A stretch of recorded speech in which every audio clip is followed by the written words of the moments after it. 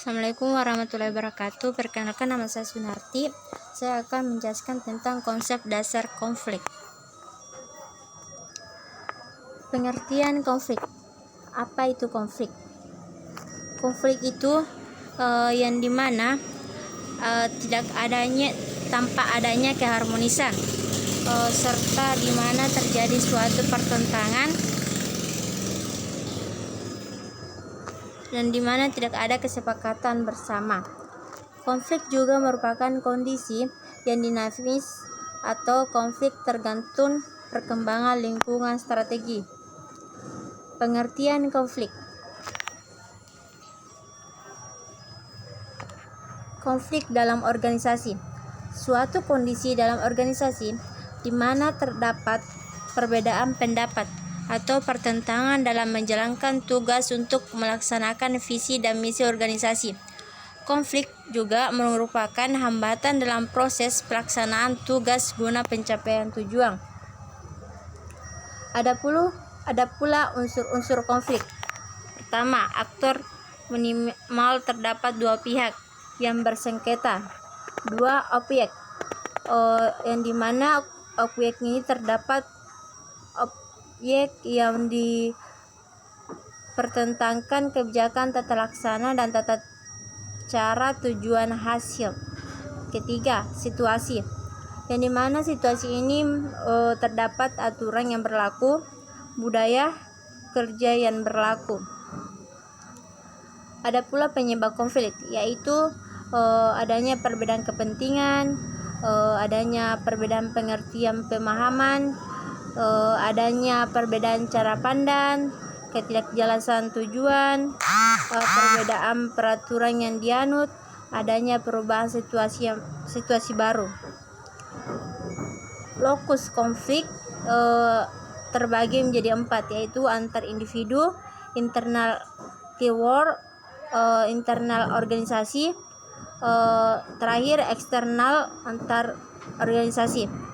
Yang dimana catatannya di sini, semakin luas lokus konflik, semakin kompleks permasalahannya dan semakin sulit mencari solusi. Adapun tingkatan konflik ada 4, yaitu tingkatan kebijakan, yang dimana tingkat kebijakan ini adanya konflik kepentingan. Kedua, tingkat manajemen pelaksanaan kebijakan, yang dimana tingkat manajemen ini terdapat adanya konflik strategis penggunaan sumber daya.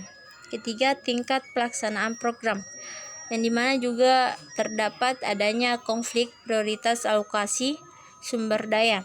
Terakhir, tingkat pelaksanaan kegiatan, yang dimana juga terdapat adanya konflik tata laksana dan tata cara pelaksana. Dampak konflik. Dampak konflik ini memiliki faktor yang mempengaruhi, yaitu skala konflik, yang dimana skala konflik semakin luas, skala konflik semakin kompleks dampak negatif yang ditimbulkan.